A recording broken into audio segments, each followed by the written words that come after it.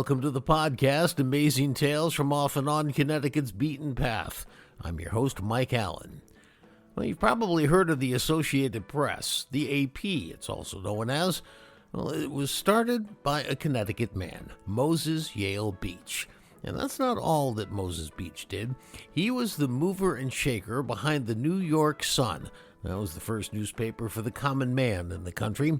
And he was also a secret envoy for the government during the Mexican-American War. Well, here to explain the background of this very interesting individual is Bob Beaumont. Bob's the president of the Wallingford Historical Society, and Wallingford was Moses Beach's hometown. Bob's going to be along in just a moment to share the incredible background on Moses Beach. This week's trivia question: he was one of the country's most important military commanders and was said to have killed the last wolf in Connecticut. Who was he? Well, stick around after the main program for the answer, because then you're going to know the topic for next week's show.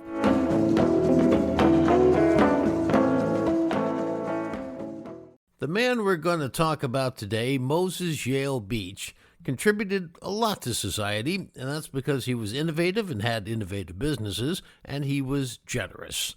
Now, as his middle name suggests, Moses Yale Beach was descended from the family that started Yale College, and yet his education, as you're going to hear, was extremely limited. Just like so many people of his time more than 200 years ago, he took chances and he used his ingenuity to try and create things. And he created an institution that's still with us today, notably the Associated Press. Now, that's a news gathering and distribution service, and it's used by every news organization in the country. In fact, they'd be afraid not to use it because they would miss hundreds of important stories that are carried by the AP each and every day. Well, here to tell us about this remarkable man is Bob Beaumont. Bob's president of the Wallingford Historical Society. That's the town in which Moses Yale Beach was born. So, Bob, I'm excited to talk about Moses Yale Beach. Explain to me when he was born, the kind of family he was born into. What were his circumstances in life when he was born in 1800? Moses Yale Beach was born on January 15th of 1800 to Moses Sperry Beach, was his father, and Lucretia Yale Beach. The Yale in his middle name comes from his mother's maiden name. She died within 3 months of when her son Moses Yale was born. Hence, he was raised on a farm in Wallingford by his father and his stepmother. As a young farm boy, did all sorts of chores, but by the time he was 10 years old, he was doing all sorts of chores on the farm. Bit of a creative individual at a young age, because what he would be doing is he'd be making toys for himself. He'd also make toys for some of his fellow students. He went to a farm district school in what is now known as Yalesville, about a mile from his house, and he decided he had enough of school. He wanted to become apprenticed to a cabinet maker in Hartford. So at the age of 14, his formal education was finished. And that is where he really developed, if you will, what would be his work ethic and the determination that he would have to become successful, both in business and in life in general. I think looking at his career, you might say that he was certainly ambitious, but not always having success, right? Because he got out of that cabinet apprenticeship and ended up starting a cabinet making business that didn't quite go anywhere. And then he tried some gunpowder experiments and things. So, he tried a couple of things. He always had ambition, but, until he got to the New York Sun, or actually until he started his paper business in Ulster County, things didn't really take off for him, though, did they? Once he bought out his apprenticeship, and I want to mention that because he bargained with his master to get extra work. He was paid 2 cents an hour for his extra work, so that by the time he was 18 years old, he'd accumulated several $100s, $400 of which he used to go ahead and buy out his apprenticeship. That's the equivalent of about $10,000 in today's money. So he put in a lot of hours to get $400. In addition to that, he also had another $100 to $200 left to go ahead and start his own business. Now, you're absolutely right. Initially, when he started his business in Massachusetts, It was a fairly successful cabinet business. He was also honored for his excellence in cabinetry work. It was at that point then that he started getting into some other things. Now, you mentioned that he got involved in gunpowder. Well, he came up with an invention, a gunpowder powered balloon. Well, that didn't work out in large part because of the weight to be required. Looked at the idea of getting into steamboat transportation between Springfield and Hartford. If it hadn't been for some financial woes, that could have been successful. However, what he did get into and what he did come up with that proved to be extremely successful, maybe not for him, but in the long run, was a rag cutting machine that he developed that was used in the paper industry for the next 100 years. He did not get any financial success out of this because of the fact he delayed in getting a patent. And by the time he was getting around to getting a patent, somebody else had already patented it. So he didn't get any real benefit from that. However, he ended up leaving Massachusetts at that point, heading to Saugerties in Ulster County, New York. And this is where he invested heavily into a paper mill. He was there for about 7 years, the first 6 of which he was quite successful, became somewhat of a well-respected man in Saugerties. By 1829, he was one of the trustees in the town. His 7th year there was not particularly successful. It was a financial disaster due to various investments that he had. And that is when he went down to New York City to join his brother-in-law, Benjamin Day, in the comparatively newly founded New York Sun. Became the production manager there. Getting into the newspaper business is where he became good at what he became very well known at and became very wealthy from. Can you explain to us the New York Sun was something called a penny paper? Can you just explain what that was? Absolutely.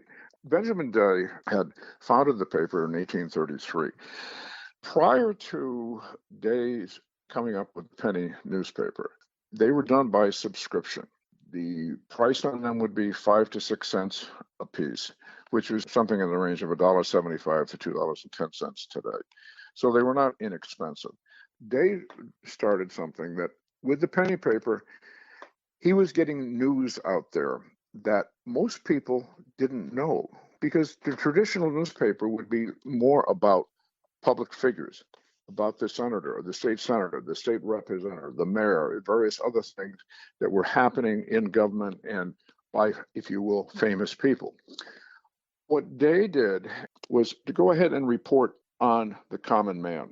The first police reporting was done by the New York Sun. So there'd be reporting on police activity. There'd be reporting on personal things such as divorces, marriages, etc. This was never done before. In addition to that, you were seeing innovations in terms of marketing. Prior to the penny paper, it was the subscription rates that carried the paper. Now, by and large, the traditional newspapers didn't really make money from selling newspapers. They made money by printing other types of publications, be it books, magazines, etc. But the penny paper made money not necessarily from the sales, at a penny each, but it was by the combination of the mass production and by using advertising. And it was the advertising, probably as much as anything else, that helped to carry the newspapers early on. What they also did was they ended up having, if you will, newsboys. In other words, they had young men go out there and they were selling the newspaper. They were, if you will, hawking the newspaper in the streets of New York. And because it was only a penny, which granted was a bit of money at the time, it was equivalent of today's maybe 25 cents, but it was affordable for a lot of people. They got to see news that they would not normally see. The middle class and the lower classes had a chance to participate and become aware of what was happening in the world, which they didn't have prior to the penny press. Beach, when he first got in there, almost immediately bought out Mr. Wisner for $5,200 on credit, paid that off within the year, and within a couple of years ended up buying out his brother-in-law for somewhere between $20,000 and $40,000. One of the things also that the penny press did is they ended up publishing things that writers had done. Case in point, Edgar Allan Poe a number of his stories were published for the first time in the New York Sun. Going back a little bit earlier than that, probably the first sensationalism that you would see in the newspaper came from the Sun. Case in point is the, quote, Great Moon Hoax of 1835, was told about a bat-winged race that inhabited the moon. Or maybe the balloon hoax, talking about a hot air balloon trip across the Atlantic. That latter one was retracted 2 days after it was printed. However, there never was a retraction of the Great Moon Hoax. This was done to go ahead and attract readership. Now, one of the things that he also attracted was sort of the attention of a lot of very prominent people because he was having such success with the New York Sun. And one of them, of course, President Polk. And the other thing you can say, I think, pretty safely about Moses Yale Beach is that he was extremely patriotic. And therefore, in 1845, Texas becomes a part of the United States. Mexico didn't take kindly to this. And suddenly now there's a war between Mexico and the United States, which I think probably a lot of people forget that we were at war with Mexico in 1846. And President Polk turned to Moses Yale Beach and asked him to do what? To begin with, Beach was planning to go down to Mexico City, in large part for business reasons. But he met with President Polk and Secretary of State James Buchanan, who, of course, would become our 15th president, a decade later. There was a letter from Buchanan to Beach appointing him as a, quote, confidential agent to the Republic of Mexico, one might say a spy. Any communications back to D.C. would come through the American consul in Mexico City, one Mr. Black, who would then send it to the U.S. forces in Veracruz. Now, Beach was to be paid $6 a day. And if you will, to use a modern term, basically portal to portal. In other words, from the time that he left until the time he returned, he'd get $6 a day, which is not an insignificant sum at the time, plus expenses. He went not with his wife, but his daughter, as well as with Jane McManus Storm, who was a correspondent for The Sun, spoke Spanish fluently, and was very familiar with Texas because she and her family had been involved in investments in Texas for a good number of years. She'd worked in Texas. So this was the threesome that got British passports and sailed into Veracruz. Initially, they were arrested because the military didn't believe their story. They were incarcerated for a short period of time, but were able to talk their way out of that one, I guess, and they got to Mexico City. What Beach was to do, as far as Polk and Buchanan were concerned, was to go ahead and try to find a means of maybe negotiating a peace, if not really negotiating a peace, at least starting that process. Part of which would have been to go ahead and encourage the Catholic bishops and clergy to raise an army against Santa Anna, who was the president and the general who was fighting primarily with Zachary Taylor up in Texas. And why would he have been doing it with the Catholic Church? Very simply, Santa Anna had confiscated a lot of the Catholic Church's land, and they had also confiscated a lot of the money that the churches had to go ahead and finance the war against the United States. So the prelates, bishops, etc., were not at all happy with the president of Mexico. They were able to go ahead and raise an army of about 5,000 people, so that there was success in that manner. Santa Anna came back with the idea of cleaning house in Mexico City, and that would have meant in part to go ahead and capture Beach and any other American sympathizers, etc. Beach managed to get out on that. They escaped, came back home. He had quite a conversation with President Polk. And from Polk's diary, Mr. Moses Y. Beach had called and had a long conversation with me on Mexican affairs, where he had gone several months ago, in the character of a secret agent from the State Department. He gave me valuable information. That's the end of the quote in Polk's diary. I would have to say that probably Beach's mission was likely of some help toward ending the war, since the Treaty of Guadalupe Hidalgo was signed later in 1847, granting territories to the U.S. of California, Nevada, Utah, Colorado, New Mexico, and parts of Texas. So now we know that he was in Mexico City for a little bit there. And we know that his New York Sun correspondent was there with him, and we know that the New York Sun was covering the war. What now becomes very interesting in the story of Moses Yale Beach is that when he gets back to New York City, suddenly he's able to beat his competitors to getting news from the front on that war by 24 hours. And they're all shaking their heads wondering, how is he doing this? And this is where another great invention of his would come to life. Tell us that story. Basically, how he got news from the war zone via fast packet ship out of Veracruz coming into Mobile, Alabama. There would be post riders that he would go ahead and hire to go ahead and take the news further north. When I say further north, this would have been up as far as Richmond in Virginia, because Richmond, Virginia was the terminus, the southern terminus of the telegraph at the time. Richmond would go ahead and then transmit to New York. So he was getting his news always ahead. And this wasn't just with respect to the war, because he did this in getting news from Washington, D.C. earlier, because he would hire a train to go from Baltimore to come up to New York. And even on that short distance, he would beat his competition by 24 hours. Because of the expenses involved in, the ships, hiring post riders, etc., he ended up getting together with several of the other newspaper men in New York City. And basically what they ended up doing, they ended up sharing expenses. And this was with 4 other newspapers in there. And this was basically the founding of the, if you will, the New York Associated Press, which was a predecessor to what we know of as the Associated Press here in this country. This man was not a newspaper man to begin with.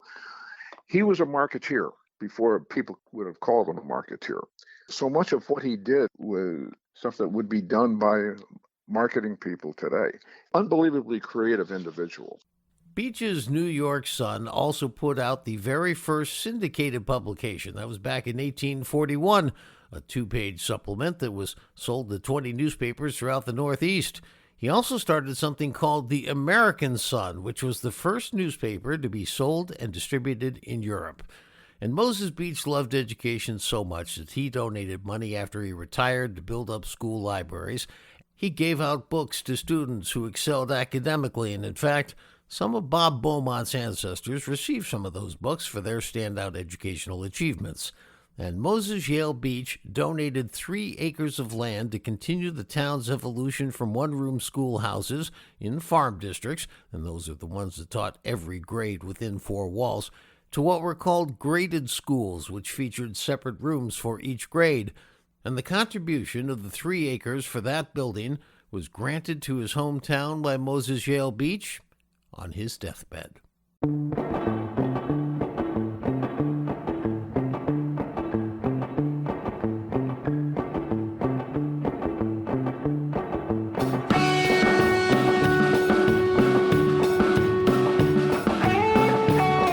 That wraps up this episode of Amazing Tales from Off and On Connecticut's Beaten Path. One last note about Moses Yale Beach. He was so patriotic that he raised and donated $100,000 to the U.S. government during the Civil War in his attempt to finance the effort to keep the Union together. I want to thank our guest for today's program, Bob Beaumont. He's the longtime president of the Wallingford Historical Society. Well, the answer to this week's trivia question, the question was again, he was one of this country's most important military commanders ever and was said to have killed the last wolf in Connecticut. Who was he?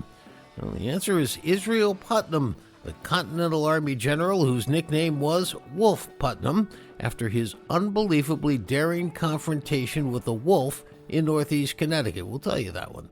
Next week on Amazing Tales CT, we're going to have an expert who's just written a book about the famous Israel Putnam, with some of the exploits that made him renowned for his bravery and his capabilities. Amazing Tales from Off and On Connecticut's Beaten Path is a production of True North Associates, LLC. This is Mike Allen. Be safe and stay healthy.